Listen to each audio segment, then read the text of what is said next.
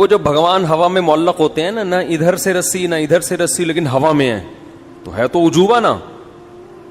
تو پنڈت لوگوں نے بتایا گاؤں دیہاتوں کے لوگوں کو، دیکھو یہ بھگوان، یہ ہماری حاجتیں پوری کرتا ہے، اس کے پاس اختیارات ہیں، اگر اختیارات نہ ہوتے تو رسی کے بغیر اوپر کیسے لٹکا ہوا ہوتا.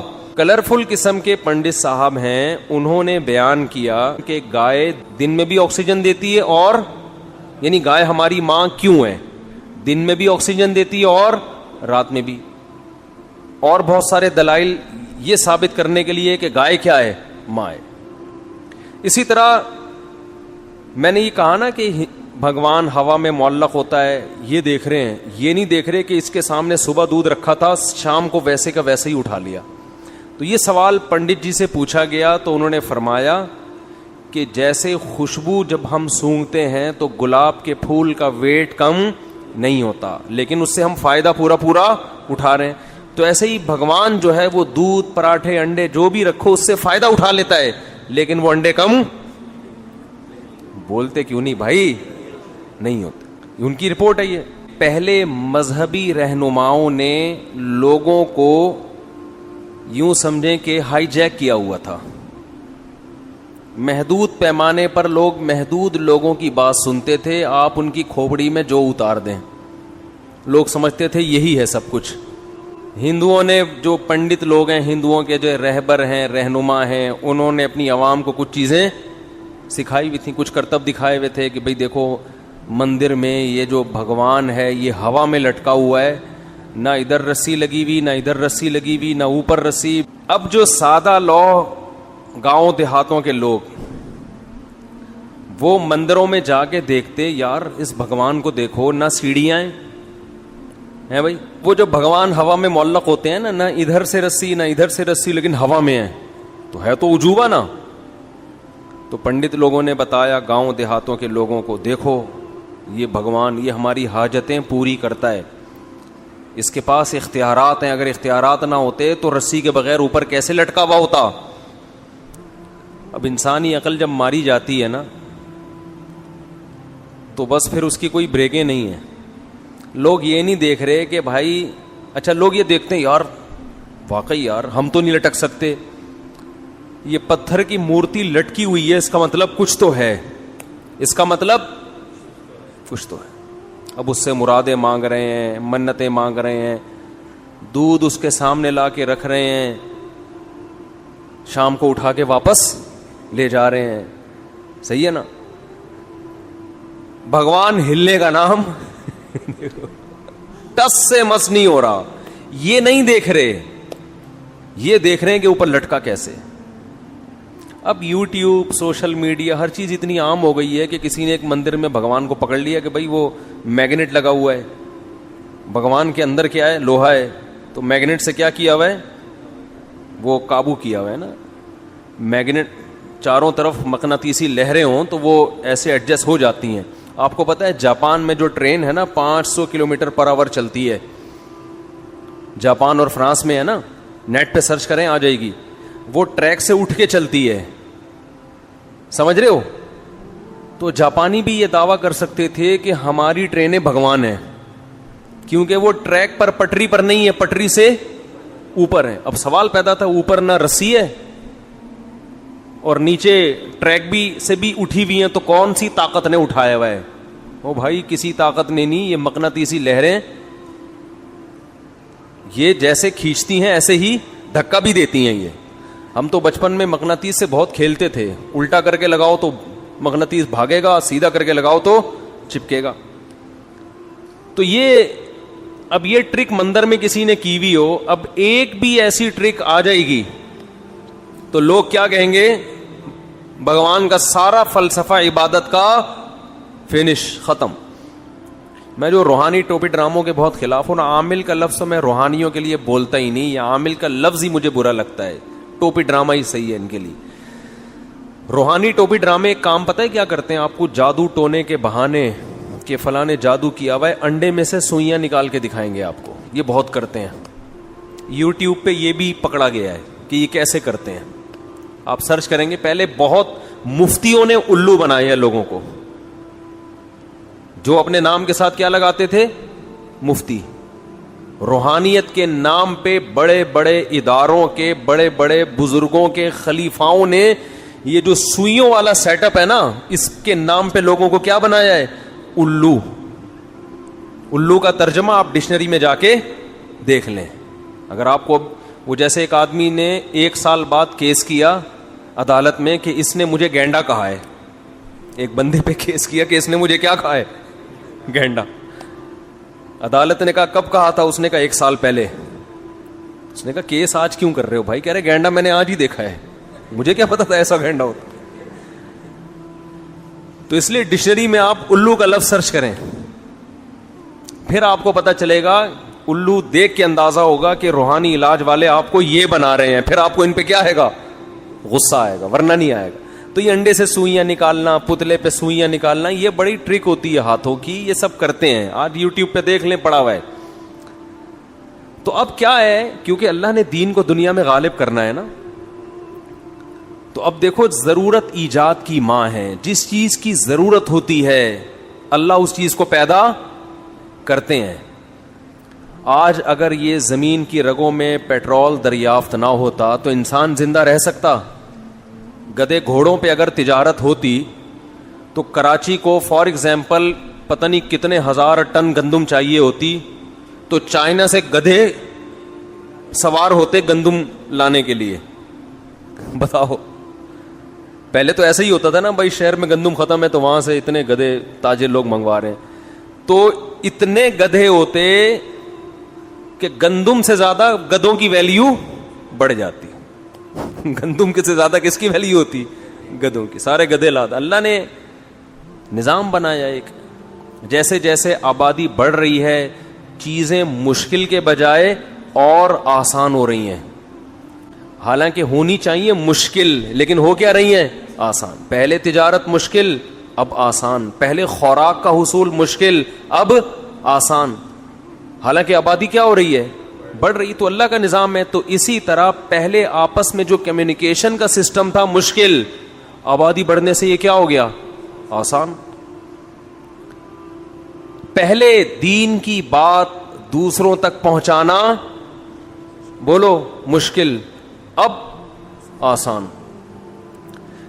اب دیکھو میں اس کی ایک مثال دیتا ہوں. میں نے یہاں ایک بیان کیا تھا کہ ایک ہندو پنڈت صاحب ہیں, نیلے پیلے ہو کے آتے ہیں وہ اکثر, ان کا مذہب ہے, یہاں نیلے کچھ, یہاں کلر کچھ مختلف. ہمارے یہاں مولانا تو سیدھے سادے ہوتے ہیں نا, کوئی کلر نہیں ہوتا ان کے, ٹھیک ہے نا, جیسے ہیں ویسے ہی آ کے بیٹھ گئے. لیکن ہندوؤں میں کے جو مولانا ٹائپ کے لوگ ہوتے ہیں وہ کلرفل ہوتے ہیں, اس میں ان کا کوئی مذہب ہوگا, ہم کسی کا کی توہین نہیں کر رہے. تو مختلف قسم کے, یہاں سے کلر کچھ اور ہے, یہ والا پوز, یہ والے سائڈ پہ کچھ اور کلر ہے. کلرفل قسم کے پنڈت صاحب ہیں, انہوں نے بیان کیا, میں نے فیس بک پہ سنا ان کا بیان, کہ گائے دن میں بھی آکسیجن لیتی ہے اور رات میں بھی, دن میں بھی آکسیجن دیتی ہے, اور یعنی گائے ہماری ماں کیوں ہے, دن میں بھی آکسیجن دیتی ہے اور رات میں بھی. اور بہت سارے دلائل یہ ثابت کرنے کے لیے کہ گائے کیا ہے؟ ماں ہے. اسی طرح میں نے یہ کہا نا کہ بھگوان ہوا میں معلق ہوتا ہے, یہ دیکھ رہے ہیں, یہ نہیں دیکھ رہے کہ اس کے سامنے صبح دودھ رکھا تھا, شام کو ویسے کا ویسے ہی اٹھا لیا. تو یہ سوال پنڈت جی سے پوچھا گیا تو انہوں نے فرمایا کہ جیسے خوشبو جب ہم سونگھتے ہیں تو گلاب کے پھول کا ویٹ کم نہیں ہوتا, لیکن اس سے ہم فائدہ پورا اٹھا رہے ہیں. تو ایسے ہی بھگوان جو ہے وہ دودھ, پراٹھے, انڈے جو بھی رکھو اس سے فائدہ اٹھا لیتا ہے, لیکن وہ انڈے کم بولتے کیوں نہیں بھائی؟ نہیں ہوتے. یہ رپورٹ ہے, ان کی رپورٹ ہے یہ. تو اس پر میں نے بھی اپنا تجزیہ کیا, بھائی جیسے وہ تجزیہ کر سکتے ہیں ہم بھی کر سکتے ہیں نا. بھائی یوٹیوب آزاد ہے, فیس بک آزاد ہے, جو بھی, بشرطے کہ وہ وائلنس ہی نہ پھیلا رہا ہو, کوئی مار دھاڑ کی باتیں نہ کر رہا ہو. تو وہ تو ہم نہیں کر رہے, ہم تو ان کا نظریہ پیش کیا پھر اپنا نظریہ پیش کر رہے ہیں کہ بھائی سوال یہ پیدا ہوتا ہے کہ بھگوان صبح سے لے کے رات تک سونگتا ہی کیوں ہے؟ اس کو کھانے پینے سے کس چیز نے روکا ہے؟ ایک دفعہ ہماری خاطر ایک نوالا لے لے اس میں سے, ہم خوش ہو جائیں گے. چلو بھگوان تھوڑا سا تو ہلتا ہے نا. اور اگر سونگ نہیں ہے تو پنڈت جی نے جو مثال دی تھی نا گلاب کے پھول کی, وہ پھول اٹھا کے سونگ کے دکھایا تھا. بھگوان اتنا ہی کر لے کہ اٹھا کے روٹی سونگ کے واپس رکھ لے. وہ تو سونگتا بھی نہیں ہے, بیٹھا ہوا ہے بالکل. میں یعنی ادب کے دائرے میں بیٹھا ہوا ہے, ہلنے کا نام بولو نہیں. یہ تمہاری حاجات کیسے پوری کرے گا؟ قرآن کیا کہہ رہا ہے؟ یا ایھا الناس ضرب مثل فاستمعوا لہ. ہمارے حضرت جب یہ آیت تلاوت کرتے تھے نا, ایسے جوش میں ان کی آواز اونچی ہو جاتی تھی اور فرماتے تھے مجھے وجد آ رہا ہے. جوش آتا تھا حضرت کو اس آیت. ایک دفعہ حضرت کا بیان ہم لوگ لکھا کرتے تھے, تو یہ والی آیت جب ہم لکھ رہے تھے تو لکھ کے حضرت کو دکھائی. حضرت نے اس آیت کی تصحیح کریکشن کروائی نا کہ یہ یوں ہے. تو کریکشن کے وقت تو انسان کا لہجہ سیدھا سادہ ہوتا ہے نا, یعنی اس وقت تو بیان بھی نہیں کر رہا, اس آیت کی تلاوت بھی مقصد نہیں ہے. جیسے کوئی آدمی پڑھ رہا ہے قل هو اللہ احد کو غلط پڑھے تو آپ اس کو سمجھاؤ گے بھائی قل هو اللہ احد ہے, قل هو اللہ وحد نہیں ہے, ایسے بتاؤ گے نا, اس میں جوش تھوڑی آئے گا آپ کو. لیکن حضرت اس آیت کی کریکشن کروا رہے تھے اور اونچی آواز ہو گئی, ٹھیک ہے نا, یا ایھا الناس ضرب مثل فاستمعوا لہ, ایک دم جوش میں آ گئے. ہم نے کہا یہ لکھوا رہے ہیں یا تقریر کر رہے ہیں؟ پھر فرمانے لگے جب یہ آیت پڑھتا ہوں تو مجھے اتنا جوش آتا ہے کہ چیخنے کا دل کرتا ہے یہ ایسی مزیدار.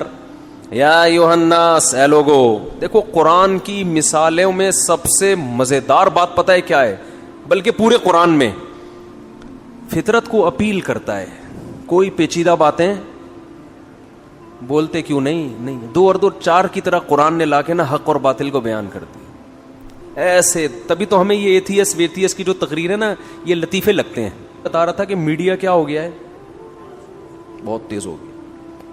اب کوئی ہندو پنڈت صاحب یا کوئی پادری صاحب کسی کو کچھ بھی, یا کوئی گاؤں میں بیٹھ کے لوگوں کو کوئی بھی مذہبی, چاہے وہ مسلمانوں میں ہی ہو, وہ الو اگر بنا رہا ہے تو اس کے خلاف بھی آپ کو دلائل یوٹیوب پہ مل جائیں گے. تو مجھے توقع نہیں تھی کہ میں ایک ایسے ہی نارمل مجلس میں بیٹھ کر ایک بات کروں گا, پنڈت کے دودھ کی رپورٹ پیش کروں گا, خوشبو گلاب کا پیش کروں گا, اور وہ ویڈیو وائرل ہو کے پنڈت جی کی تقریر کے ساتھ میری تقریر مارکیٹ میں چل رہی ہے. وہ پنڈت جی کی جو بھی تقریر دیکھے گا کہ بھائی بھگوان صاحب خوشبو لیتے ہیں, ڈائریکٹ پراٹھا نہیں کھاتے. یہ مفتی طارق مسعود ہے, صبح 2 پراٹھے کھا جاتا ہے. ہمارے بھگوان کو 2 پراٹھے کھانے کی ضرورت نہیں ہے. بھگوان تو وہ ہوتا ہے جو صرف پراٹھے کو سونگے اور طاقت مفتی طارق مسعود سے زیادہ آ جائے اس کے اندر, ورنہ بھگوان میں مفتی صاحب نے فرق کیا ہو گیا. بھگوان اٹ از کالڈ بھگوان. اب چونکہ حضرت مفتی صاحب کی اس میں توہین تھی احقر کی, ٹھیک ہے نا, تو حقر نے اس کا جواب دیا ہے کہ بھائی بھگوان سونگنے پر اکتفا کیوں کرتا ہے, اور اگر سونگنا ہے تو اٹھا کے سونگ کیوں نہیں رہا. پڑا ہوا ہے 1000 سال کے بعد بھی, جدھر کو دیکھ رہا ہے نا 1000 سال کے بعد بھی ادھر ہی دیکھتا ہوا نظر آئے. کچھ بھی کر لو بھگوان کے ساتھ, نہ ادھر منہ گھمائے گا نہ ادھر منہ گھمائے گا. اب مجھے یہ توقع نہیں تھی, خود انڈیا والوں نے یہ کام کیا, ادھر وہ پنڈت جی کی تقریر ڈسٹیمپر کے ساتھ اور ادھر ہماری تقریر. تو اب کیا ہے, دنیا تیز ہو گئی ہے. اب جو سیکھ حق تک پہنچنا چاہے گا نا اس کے لیے حق تک پہنچنا کیا ہو گیا, آسان.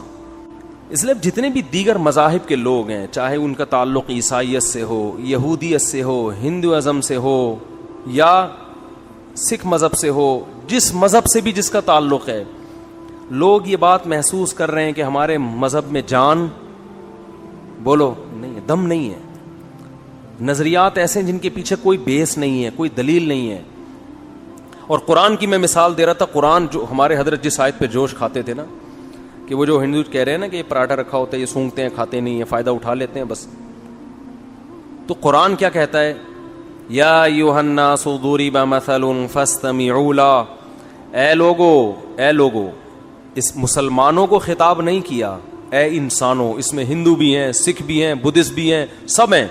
اے انسانوں, ضرب مثل, ایک مثال بیان کی جا رہی ہے, فاستمعوا لہ, اس کو غور سے سنو, اسے غور سے سنو.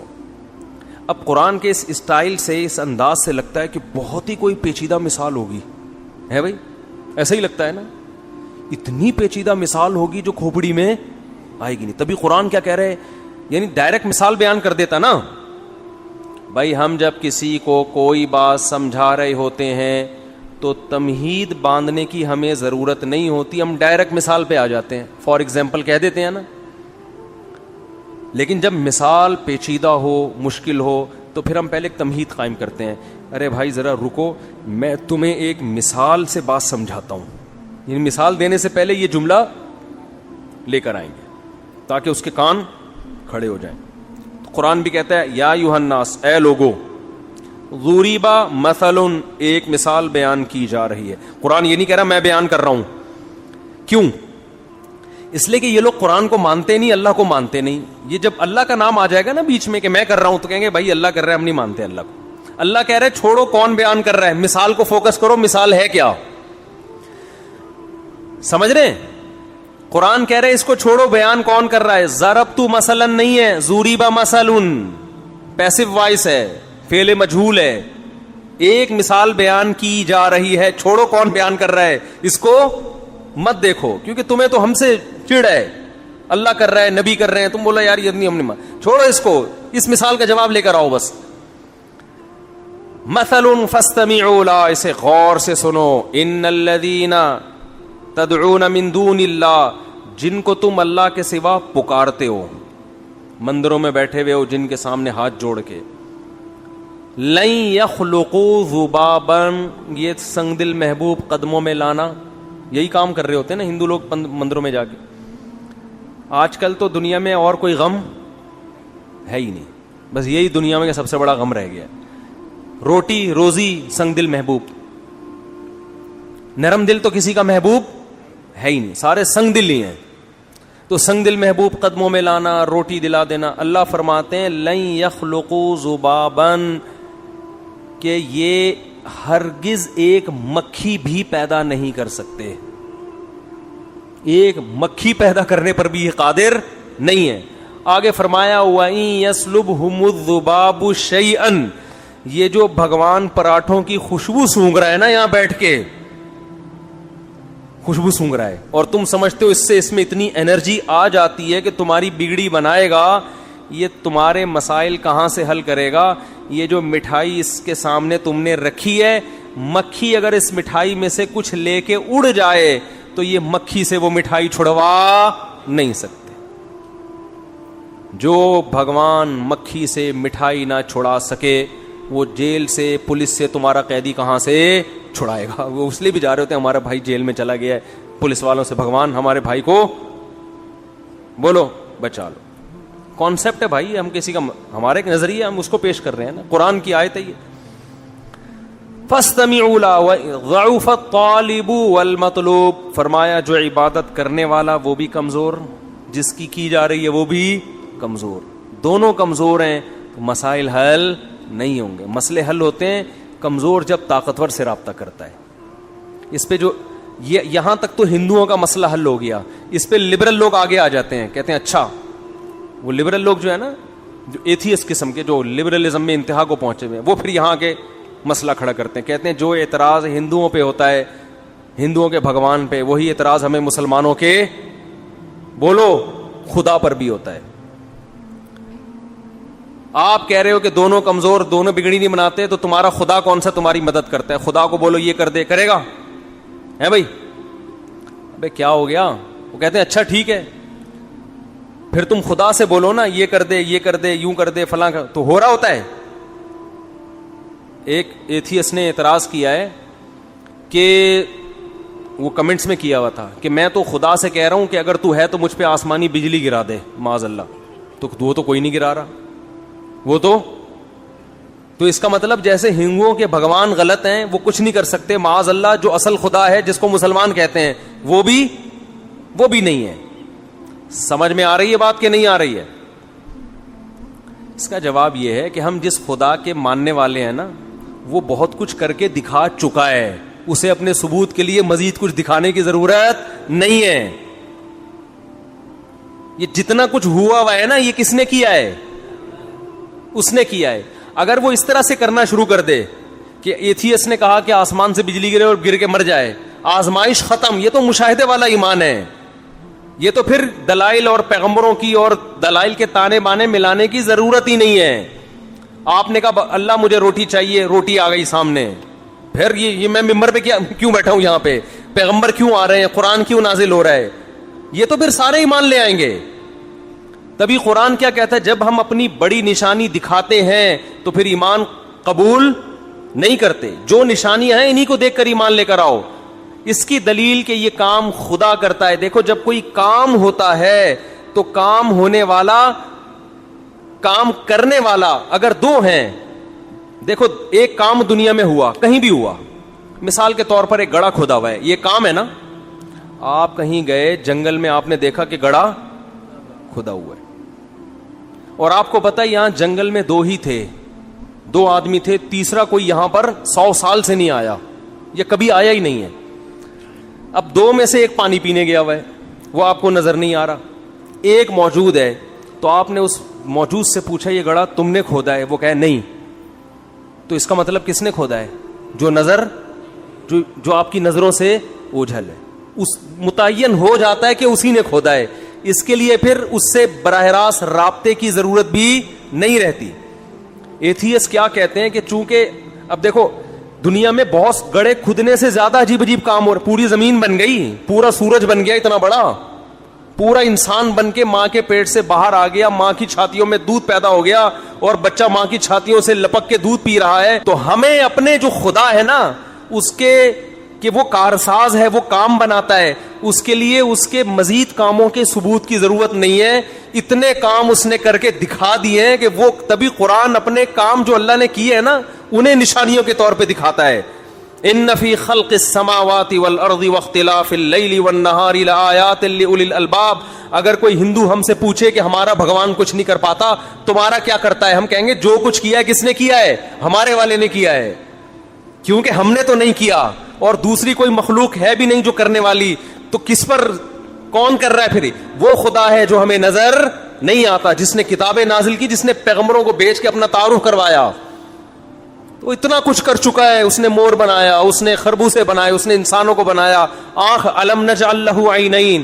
قرآن کہہ رہا ہے کہ ہندو تم سے پوچھے کہ تمہارے بھگوان نے کیا کیا, تو اس کو بولو الم نجعل لہ عینین, کیا میں نے تیری دو آنکھیں نہیں بنائی, ولسانا وشفتین, یہ زبان جس سے تو بول رہا ہے چکھ رہا ہے یہ میں نے نہیں بنائی تو کس نے بنائی ہے, یہ خود بخود بن گئی. وشفتین, ہونٹ, یہ کس نے بنایا ہے, کیا ایسی ایڈجسٹمنٹ ہے. زبان کا کام بولنا بھی ہے, چکھنا بھی ہے, اور ایسے آلات, ایک گوشت کا ٹکڑا ہے, میٹھے کا بھی اندازہ لگا لے گا, کڑوے کا بھی اندازہ لگا لے گا, گرم کا بھی, ٹھنڈے کا بھی, خوشبو نہیں پتا چلے گی. ناک میں ایسے آلات لگا دیے, وہ میٹھا گرم ٹھنڈا نہیں بتائے گی, وہ فوراً سونگھ کے بتا دے گی بدبودار ہے یا خوشبودار. آنکھ گرم ٹھنڈا یا بدبو خوشبو نہیں بتائے گی, وہ کلر دیکھ کے بتائے گی آنکھ کہ کلر کیسا ہے اس کا. کان آواز سن کے بتائیں گے یہ کیسا سنتا ہے, کچھ اور نہیں کر سکتے. اور یہ ساری چیزیں اتنی سی کھوپڑی میں اتنے سارے پیچیدہ آلات فٹ کر دیے, ٹھیک ہے نا, اتنی سی کھوپڑی میں اتنی پیچیدہ مشینیں جو اب تک جاپان کے سائنسدان بھی نہیں بنا سکے. تو یہ میں کہتا ہوں ایک مشین خود نہیں بن سکتی, یہ مشین بن کے کھوپڑی میں فٹ ہو جائے اور وہ کھوپڑی کے کیا پوری باڈی کے ساتھ لنک ہو اور وہ پوری باڈی ایک مربوط نظام میں آ جائے, یہ آٹومیٹیکلی خود بخود نہیں ہو سکتا. ہم نے یہ کام نہیں کیا ہے تو کس نے کیا ہے, کوئی ایک ذات ہے جو کر رہی ہے, وہی اپنا تعارف کرواتے ہیں قرآن میں, وہی پیغمبروں کے ذریعے. تو ہمیں اپنے خدا کے بہت کچھ کرنے کے ثبوت کے لیے مزید دلائل دینے کی ضرورت نہیں ہے. اور آگے بھی جو کچھ کرے گا وہ کون کرے گا, وہ خدا. تبھی ہم اس سے مانگتے ہیں. اب جو ملحد لوگ مذاق اڑاتے ہیں تم دعا مانگتے ہو, ہوتا تو کچھ نہیں ہے. ہم کہتے ہیں اسی لیے کچھ نہیں ہوتا کہ تمہارے جیسے لوگوں کو ایمان کی توفیق نہ ملے. ہمیں جب پتا ہے وہ سب کچھ کر سکتا ہے تو ہم اس سے مانگتے ہیں. اس کی مرضی کرے نہ کرے یہ ہمارا ہیڈک نہیں ہے, یہ کس کی ذمہ داری ہے. بھائی آپ کو پتا ہے کہ علاقے کا تھانے دار ہے اور آپ کا خیر خواہ بھی ہے. علاقے میں ایس ایچ او صاحب آ گئے, آپ کو جیل سے رہائی بھی دلا سکتے ہیں, گرفتاری سے بچا بھی سکتے ہیں, اور آپ سے ان کی دوستی بھی ہے, آپ کو مروانا بھی نہیں چاہتے. آپ نے اپلیکیشن بھیج دی, سر سنا ہے کل مجھے پولیس والے اٹھا لیں گے, کائنڈلی آپ میری مدد کریں. تھانے دار تک رپورٹ پہنچ بھی گئی, آپ کو پتا ہے کہ اس کو مجھ سے محبت بھی ہے, آپ کا باپ ہی ہے وہ, سمجھ لو ابا ہے آپ کا. کون ہے وہ؟ ابا. پھر بھی وہ اپلیکیشن پر عمل نہیں کر رہا, موبائل آتی ہے اٹھا کے لے جاتی ہے. اگر آپ کو ایس ایچ او پر اعتماد ہے, آپ کہو گے یار اسی میں کیا ہوگی, خیر ابا نے کوئی وجہ ہوگی جو اٹھوائے, ابا کہہ رہے تو ایک دفعہ اٹھ کے اندر آ جا پھر دیکھتا ہوں, کوئی کیس کی نوعیت اس قسم کی ہوگی. آپ 10 تعویلات کرو گے کہ یار جو میرا دشمن نہیں ہے وہ میرے لیے کیا کرے گا, وہ صحیح کرے گا. بعض دفعہ اس لیے بھی گرفتار کروا دیا جاتا ہے کہ کسی بڑے دہشت گرد سے بچانے کے لیے, کسی کیس سے بچانے کے لیے. بھائی بہت سے لوگ مجرم ہوتے ہیں نا, ان پہ قتل کا کیس ہوتا ہے تو وہ وکیل پیش کرتا ہے کہ یہ تو فلاں دنوں میں جیل میں تھے ٹھیک ہے نا, یہ تو جیل میں تھے, تو وہ اتنا خوش ہوتا ہے شکر ہے میں اس وقت کہاں تھا جیل میں, ورنہ یہ قتل کا کیس میرے اوپر ہی آتا. یعقوب علیہ السلام ساری زندگی ٹینشنوں میں, دعائیں مانگتے رہے, دعائیں قبول نہیں ہو رہی, لیکن قرآن کہتا ہے کبھی مایوسی کی بات نہیں کی. جب بھی ان کے بچوں نے کہا ابا آپ کو ابھی تک یوسف یاد ہے, انہوں نے فرمایا اعلم من اللہ ما لا تعلمون, میں اللہ کے بارے میں وہ کچھ جانتا ہوں جو تم نہیں جانتے. تو جب کوئی ملحد ہم پر اعتراض کرتا ہے تم دعاؤں کے لیے ہاتھ اٹھاتے ہو, ہوتا تو کچھ نہیں ہے. ہم اس سے کہتے ہیں ہم اپنے اللہ کے بارے میں جو کچھ جانتے ہیں وہ تم نہیں جانتے. تم اس اللہ سے لو لگاؤ, تمہیں پتہ چلے گا بہت کچھ ہوتا ہے, بہت کچھ ہوتا ہے. تسلی ہو جاتی ہے, ہم نے اپنی گوٹ اللہ کے حوالے کر دی ہے, صحیح ہے نا, اپنی فائل کہاں داخل کر دی ہے. اب جو ہوگا کیا ہوگا, اچھا ہوگا, برا بھی اچھا ہے اب, اس لیے کہ یہ دنیا تو اصل ہے ہی نہیں, یہ اصل ہے ہی نہیں. یہ اصل ہوتی تو بھائی یہاں تو کرپٹ لوگ ترقی کر جاتے ہیں, ایماندار پس جاتے ہیں, ہم تو دیکھ رہے ہیں. یہاں تو ہم کسی غریب کو بھی کھلاتے ہیں, تو ہمارے پیغمبر نے, اسلام نے ہمیں بتایا کہ آدھی کھجور کا ٹکڑا اگر خدا کو خوش کرنے کے لیے دو گے, یہ بھی خدا کے غضب کو ٹھنڈا کرے گا. بتاؤ آدھی کھجور کسی کو نظر آتا ہے کسی کو دے رہے ہو اور آپ, لیکن یہ اللہ کے غضب کو کیا کر دے گا, یہ کھجور یہ ٹھنڈا کر دے گا. دنیا میں تو کچھ بھی نہیں ہو رہا, نہ واہ واہ ہو رہی ہے, نہ کوئی تعریفیں ہو رہی ہیں.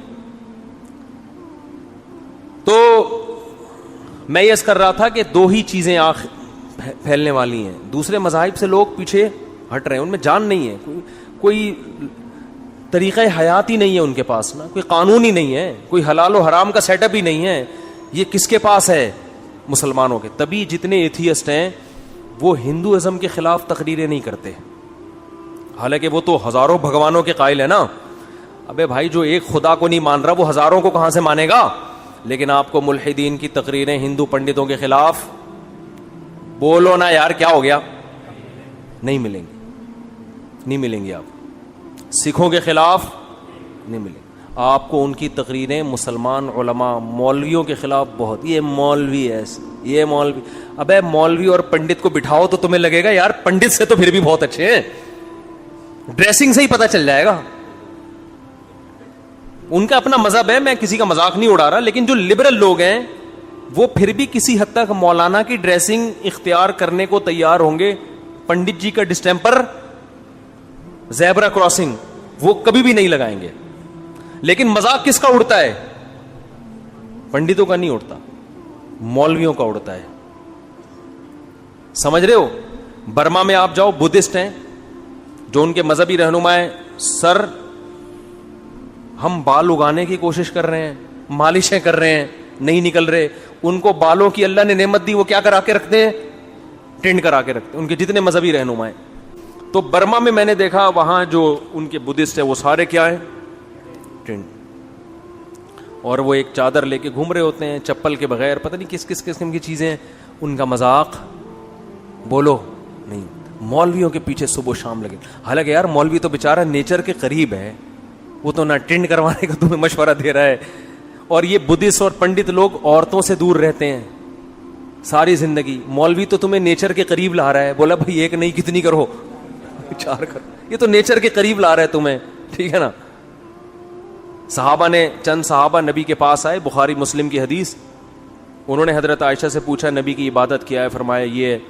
تو انہوں نے کہا کہ ہم تو نبی کو تو اللہ نے گناہ تو نبی سے نہیں ہوتا, خطائیں معاف کر دی ہیں, تو ہم اب زیادہ محنت کریں گے. ایک نے کہا اللہ کی قسم میں گوشت نہیں کھاؤں گا کبھی, گوشت مرغوب چیز ہے نا انسان کی, میں سبزیوں پہ گزارا کروں گا. ان کا خیال تھا کہ یہ یعنی ایک دنیا سے میں دور رہوں گا اور گوشت کے بجائے سبزی کھاؤں گا. ایک نے کہا میں اللہ کی قسم میں کبھی بھی شادی نہیں کروں گا, اپنی خواہش پہ کنٹرول کروں گا. یہ ایک شادی بھی ایک قسم کا عیش ہے, اپنی خواہش پوری ہوتی, یہ نہیں کروں گا, میں عورتوں سے دور رہوں گا. ایک نے کہا اللہ کی قسم میں ساری رات نماز پڑھوں گا, سوؤں گا نہیں. نیند بھی تو ایک لذت ہے نا, نیند کی لذت نہیں حاصل کروں گا. اور ایک نے کہا کہ اللہ کی قسم میں ہر وقت روزے رکھوں گا. تو جب نبی کو اطلاع ملی تو نبی کو تو خوش ہونا چاہیے تھا, بھائی میری امت میں اللہ پہ ایمان لانے والے ایسے ایسے لوگ پیدا ہو رہے ہیں جو دنیا کو بالکل لفٹ ہی نہیں کرا رہے, بس ان کے جنت ان کے سامنے. یہاں یہ گویا کے پان کے پتے کھا کے سبزیاں کھا کے گزارا کریں گے, گوشت کہاں کھائیں گے جا کے؟ جنت میں. ایسے دنیا کو لات ماری ہے انہوں نے, ہے بھائی ایسے ہی لوگ مجھے چاہیے. ہونا تو بظاہر ایسا ہونا چاہیے تھا نا یار, ایسے قربانی والے ساتھیوں, اپنی خواہش پہ بھی کنٹرول, کوئی عورت مورت کچھ نہیں, اللہ اللہ, اور میدان جہاد میں بس بہادری کے جوہر, اور سبزیاں کھائیں گے, گوشت موش کباب تکے مکے سب. گوشت ہوتا ہے تو پھر بہاری کباب اور آپ کا گولا کباب اور چپلی کباب, یہ تو گوشت کی قسمیں ہیں نا, کدو کی قسمیں ہیں یہ نا. تو جتنی چٹپٹی مزے کی چیزیں کس سے بنتی ہیں؟ گوشت. لذت بھی اللہ نے اس میں رکھی ہے. تو صحابی نے کہا میں دنیا سے بے رغبتی اختیار کروں گا, گوشت نہیں کھاؤں گا. اور ایک نے کہا میں ہمیشہ روزے رکھوں گا, کبھی ناغہ نہیں کروں گا. اور ایک نے کہا میں ساری رات جاگتا رہوں گا, نمازیں پڑھ سوؤں گا نہیں. ایک نے کہا میں کبھی شادی نہیں کروں گا, یہ عیش و عشرت ہے بس ایسے اللہ اللہ بس. تو دیکھو جھوٹا نبی ایسی باتوں سے خوش ہوتا ہے کہ مجھے ایسے لوگ چاہیے قربانی والے, کیونکہ اب اس ڈیزائن کے جب چیزیں پیدا ہوں گی تو ان کو تو آگ میں پھینکو, وہ آگ میں چھلانگ لگا دیں گے. کیا خیال ہے؟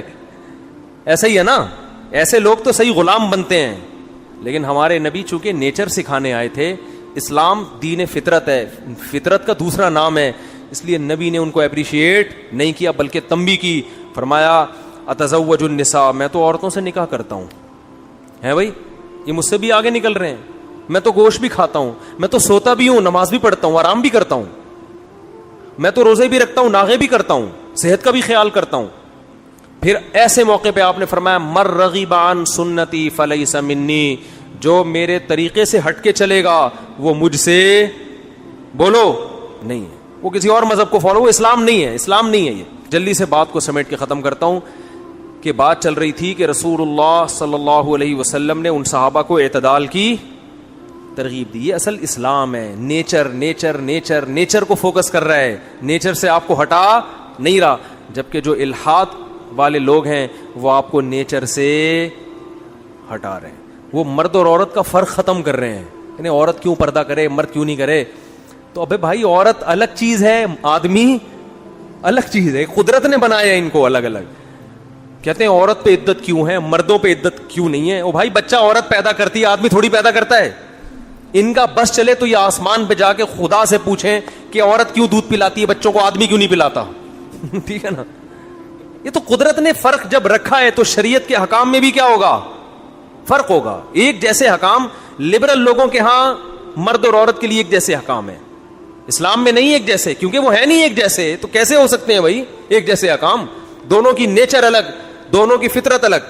تو میں جو اب بس یہ آیت کا ترجمہ کر کے بیان ختم کرتا ہوں. قرآن کہہ رہا ہے کہ جب دلائل کی دنیا میں یہ ہار گئے تو اے محمد صلی اللہ علیہ وسلم یہ آپ کو اپنی نظروں سے گرانے کی کوشش کریں گے, اور گرانے کے لیے الزام کیا لگائیں گے؟ وہی الزام جو آج کے ملحد مولویوں پہ لگاتے ہیں, کیونکہ اس کے علاوہ اور کوئی الزام ان کی کھوپڑی میں بیٹھتا نہیں. وہ کیا انہو مجنون, نبی کو آخر میں کیا کہیں گے؟ یہ دیوانے ہو گئے ہیں. سمجھ میں آ رہی ہے بات؟ یہ کیا ہو گئے ہیں؟ مجنون ہو گئے ہیں, دیوانے ہو گئے ہیں. تو مولویوں کو بھی لوگ کہتے ہیں یہ پاگل ہیں. یہ کیا ہے؟ پاگل. یہ لوگ بولتے ہیں.